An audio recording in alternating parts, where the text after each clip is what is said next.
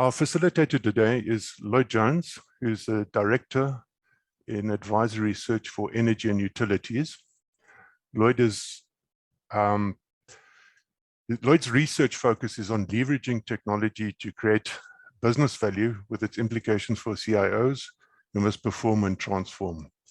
Energy and utility leaders can use the research to create sustainable organizations. Lloyd has been involved in utility engineering, system planning, information technology, and corporate planning and industry structure for more than 30 years. He's consulted in enterprise asset management, covering systems and process, as well as internal consulting, developing business strategies in response to regulatory and market shifts. So without further ado, I'll hand you over to Lloyd for the session. Lloyd, the floor is yours. Thank you so much, Marcus, and thank you for those kind words. Hello, everyone. Very good of you to join us, and thank you for your time on this session today. When we think about the Ds, it's really important to figure out where we're going to focus. And in this focus, we're going to be talking about digitalization, decentralization, and disruption. And we've got an excellent panel assembled. And as we go through these topics, we're going to be addressing each of these with one of our panel members. I was asked to give a little bit of an overview to join the dots, and that's what I'll be doing. But let's first introduce you to our panelists. We've got Pat Naidoo, who is going to be talking about our digital journey. We've got Malcom Van Harte, who's going to be talking about tradable commodities. And we're going to be talking with Hans-Arild Bredesen about the electricity markets and trading. And sometimes it's really important just to remind everyone of the fundamental basics. The more energy efficiency you have in the system, the cheaper it is to run the system. And Esrom is going to be dealing with that topic and unpacking it. And then after all of this good news, we're going to invite Dave Nicolls to come and talk about Black Swan events and talk about the disruptors of this digital future. So with that, a reminder, we'll be tackling about each topic for about 20 minutes. Please feel free to put your questions into the tool on Zoom, and we will be dealing with those questions after all the speakers have had a chance to present. So we all know that energy is about finance and technology. And this is old news. And if we have a look at some of the really interesting data points around renewable energy, and we look at the levelized cost signals, we actually see those price points have fundamentally collapsed over the last 20 odd years. So if we look down there on the bottom right, we're going to find really interesting data points. What is the big disruptor is what's happening with battery storage. And you see that battery storage price point has really come down. And then we see a slow uptick in the last year or so, simply because of the supply chain issues subsequent to COVID. Now, the problem with all these interesting renewable resources is that they are in front of the meter and behind the meter. And that means somehow we need to coordinate those resources and integrate them into the system.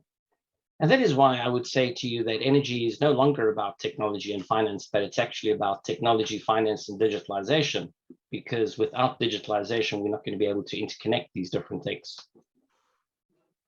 As we go into this topic, though, we do need to address the big burning issue in the room, and that is climate change. This chart is a variation of the global temperatures, and when you see it red, it means it's above the mean, and blue, it's below the mean.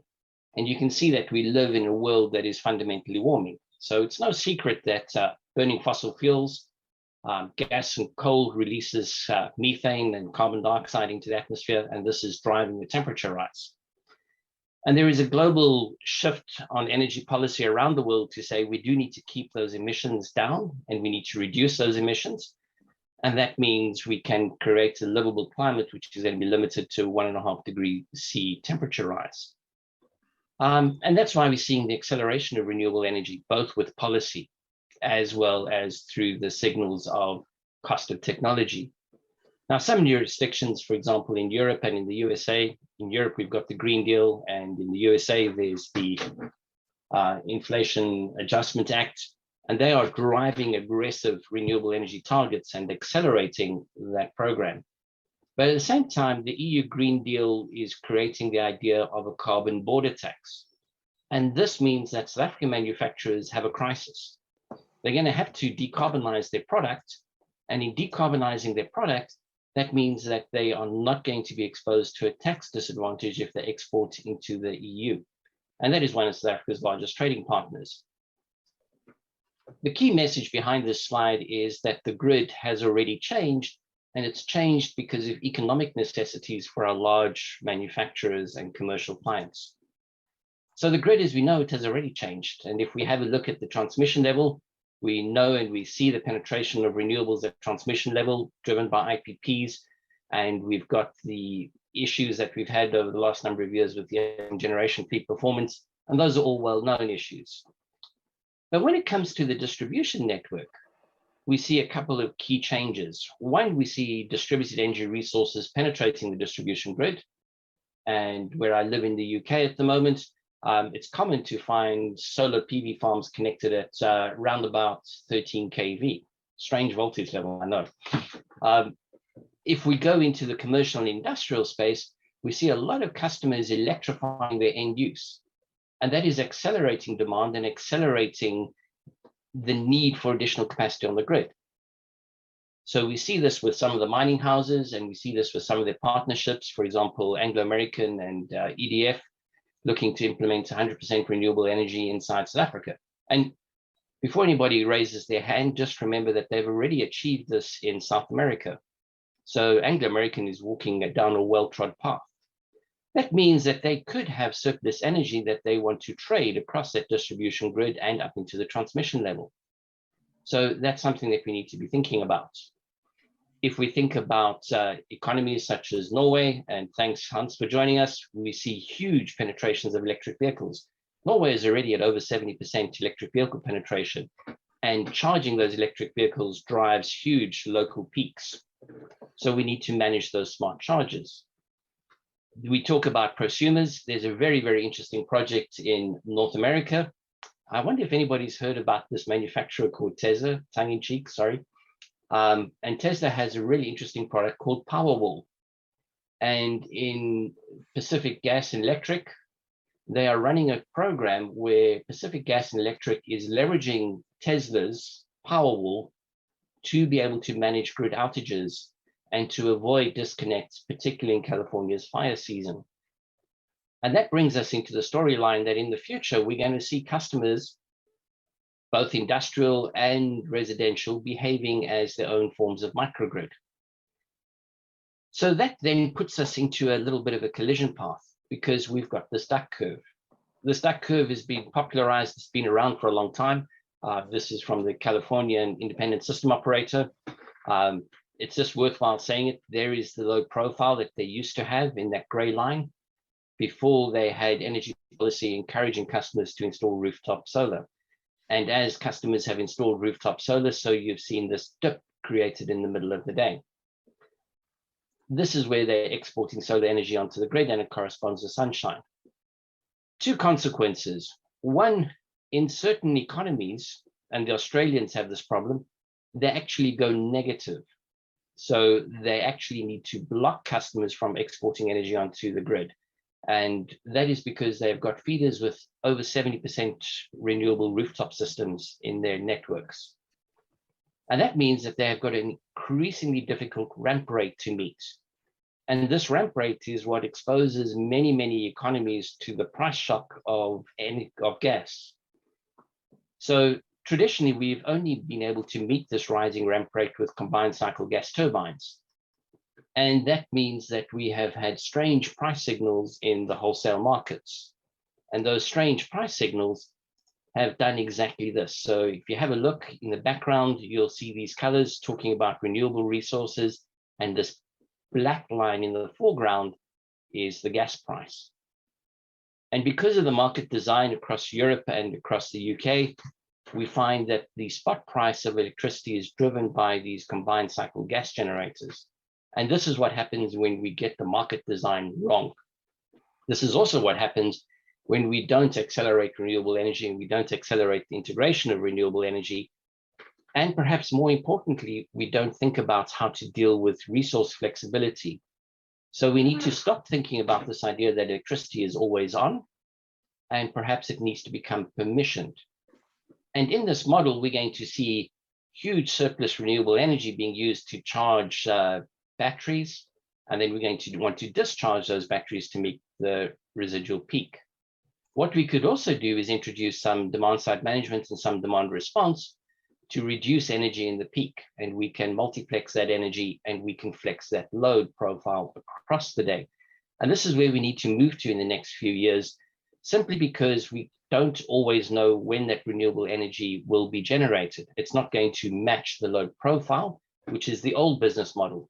What we need to shift towards is a business model that allows us to flex our loads in response to that available energy. So what happens when markets fail? It's useful just to use the UK as an example. When markets fail, we find the spot price balloon, and spare a moment for those customers in the UK who are finding that their monthly electricity bill has gone towards the 10,000 Rand a month mark. And that is across the board, whether you are in LSM 1 or 2 at the bottom end of the scale, or whether you go towards the top end of the scale. That per unit rate charge is extortionate at the moment, and it's completely driven by the gas price. Now, the other thing that we can see when we get market designs wrong is that markets fail.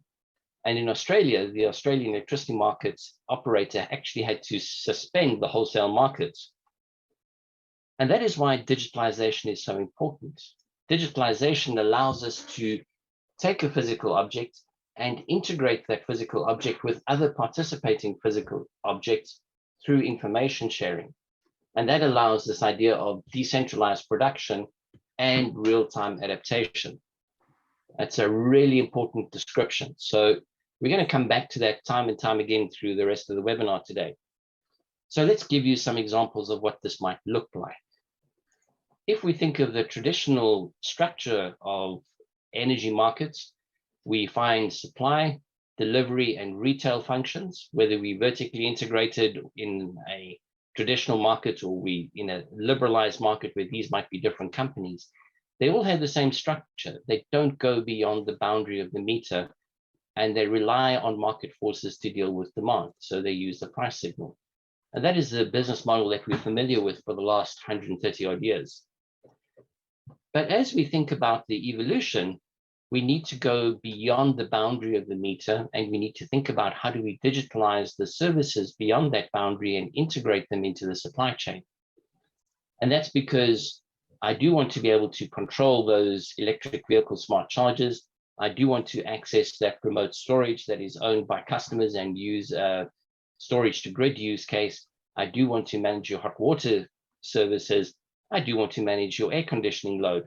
I do want to manage your meter, and I do want to have a gateway so that I can send those control signals onto your site. And that opens up this idea of the digital orchestration of energy, because energy is no longer going to be always on. I have to flex that load profile to be able to meet that intermittent supply of electricity. And that means we need to talk about the data fabric, which are the sensors and actuators, the controllers on the network, on that physical infrastructure. We also need to think about how that data fabric shares information across these participants in a seamless model. So in geek speak, I will talk about APIs and blockchain and smart contracts, and we'll be touching on those through the morning. And that means that digital is in your future, but we also see different patterns of digital orchestration.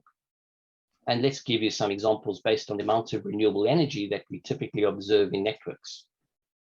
For many systems where we have got between 0 and 20% renewable energy, we can actually use an apathetic digital infrastructure. So what I mean by that, very traditional, no fundamental changes in the architecture and the systems. We still use time-based digital events. We might read your meter once every 3 months, but we don't do anything in real time.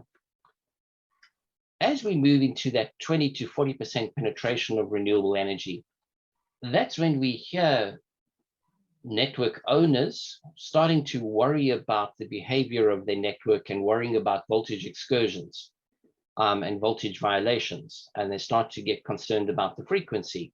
And this is when we need to improve the awareness, the measurability, the visibility of the grid, and we need to understand how we go about estimating the state and improving the visibility to the meter, but also beyond the meter. So we'll hear about smart meter programs in that kind of world. We'll hear about IoT. You'll also hear people starting to talk about operational envelopes and digital twins. When we get into that 40 to 60% range, that's when we actually need adaptive control strategies. And this is where I need a digital twin of the grid. I need a digital twin of the customer. I need a digital twin of the end use resources beyond the meter, so that we can find adaptive strategies to manage the intermittent energy on the network, so we can flex that load to balance the system. When we go beyond that 60% range, actually we need to orchestrate. And by that, I mean we need to exercise control. So you'll hear me talk about a standard called the IEEE 2030.5, that is a distributed energy resource passport.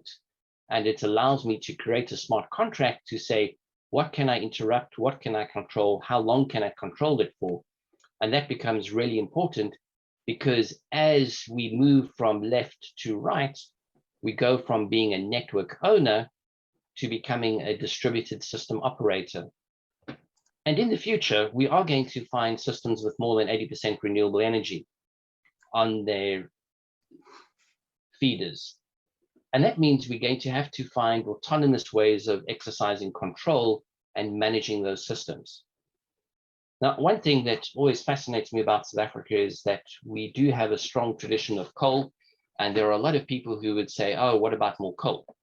And this is a European construct. Let me assure you, if we look around the world, China is pivoting to renewable energy like you cannot believe. They are installing more energy, more renewable energy in 1 year. 156 gigawatts is going to be installed in 2022. And in Vietnam installed over 9 gigawatts in just 1 year on solar rooftop systems. So the key message is that customers are going to be adopting renewable energy, whether you like it or not, because customers want to reduce their bill. They do want to enjoy resilient energy. They are going to want to arbitrage that energy, and they do want to get some green credentials. Conversely, customers don't care about unclear rules, grid codes, licenses, markets, and standards, but they are going to be extremely angry if you retrospectively go and introduce some rules. So that means we actually need to think about this and introduce it with speed and pace, because the market is changing whether we're ready or not. One of the key things that we see is a change in the way markets are operating. Traditionally, we had legacy generation, which was centralized and dispatched, and we dispatched that generation to meet that load consumption. And we saw the development of financial and physical markets to balance the grid. And we saw trading happening in the forward market, in the day ahead market and the intraday market. And it was all about finding that optimal dispatch against that load forecast. But increasingly, as we see more and more renewable generation, there is more distribution in the sourcing of that energy. It's a lot more variable. There's very low greenhouse gas emission signals. And that means that we have to find responsive loads that can be managed and can flex. And that means we do need to think about how we create flexibility markets. And those flexibility markets are probably going to be regional, local, within your municipal boundary, and they will still need to talk to those wholesale markets. And that is a topic that Hans will be exploring as well. Now, I know this might sound like a lot of real geek speak. There's some good Dilbert cartoons dealing with smart contracts and blockchain. But here is an example from Australia, where Australia is pursuing Project Symphony. This is Western Power and the Australian electricity market operator, and they are using a technology provided by EnergyWeb to balance that energy grid. And what are they looking for? They're looking to lower those generation costs to deal with those demand declines, but they're also looking to say, how do we integrate that offsite solar and wind? How do we deal with aggregated excess solar? and they're introducing this idea of a virtual power plant, which is old news. It's been in South Africa since about 2002, but we see this virtual power plant being rolled out down to residential level, and anybody can participate in this process. The key message, of course, is that we're going to need a whole lot of standards. We're going to need standards to think about IEEE 2030.5. How do we enable aggregators? How do we allow those aggregators to connect to devices? If we think of smart grid controllers and inverters, last time we counted over 900 smart meter manufacturers, and in the smart inverter world, they're more than that. So they all need to be able to conform to a standard so that we can communicate with them. And if we don't drive the standardization, we end up with conflicting issues around protocols and gateways, and we introduce a lot more complexity. So if there's only one thing you remember from this conversation today, from these introductory remarks, make sure you mandate a standard. Without a standard, you are in deep, deep trouble. The other thing that we need to think about is how we're going to shift data between all these different participants. Whether you're a supplier, a wholesaler, a retailer, a market operator, a distribution network owner, a distribution system operator, we do need to share this data and exchange this data. So we do see some interesting standards, particularly around the data distribution service standard proposed by the Object Management Group. And that will certainly be a conversation for some other point in time.